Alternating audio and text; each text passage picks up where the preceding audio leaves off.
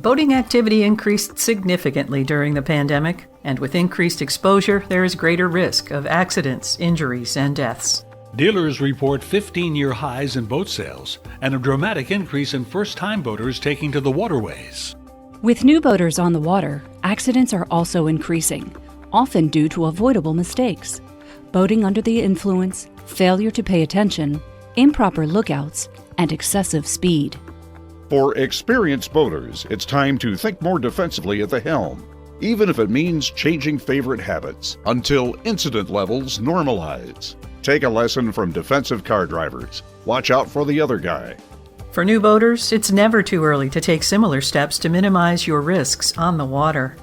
3 out of 4 fatal boating accident victims died from drowning, and most were not wearing life jackets. At least 4 out of 5 deaths occurred on vessels whose operators had not received boating safety instruction. So, how can you become a defensive boater? Priority 1 is to keep a safe distance from other boats. Practice the rule of threes. Keep at least 3 boat lengths away from other vessels while underway. If you're experienced, plot an out-of-the-way route that new boaters won't likely take.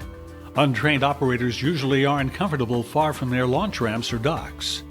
Exploring new destinations can be a stimulating way to increase your own enjoyment of boating and reduce the stress of navigating in crowded waterways. Cruise at times when newer boaters are less likely to be out on the water.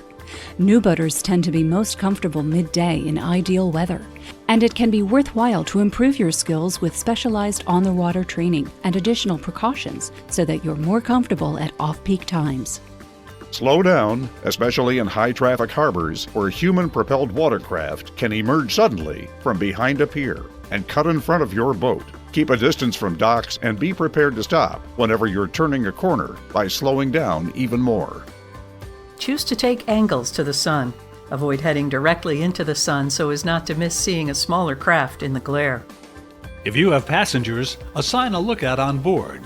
It's a great defensive boating strategy. But keep in mind that as boat operator, you are the one responsible for your vessel's safety. Where possible, keep your boat behind other boats. Regardless of the experience of the boat operator in front of you, this will give you the ability to react to the other boat's changes in course and use your skills to reduce the risk of impact. Make use of the full waterway instead of joining a cluster of powerboats in the center of the channel or running too close to the edge of the waterway where there are likely to be paddlecraft. Choose a course between the two where you will be safer from boat traffic. Finally, advocate for boater education. Casually offer helpful tips to new boaters at the dock or launch ramp and suggest a safe boating course or on-the-water training session. Ask marinas and dealers in your area to host boating education seminars for new boaters. Now for newbies, some easy-to-take additional tips and suggestions. Never assume that other boat operators can see you.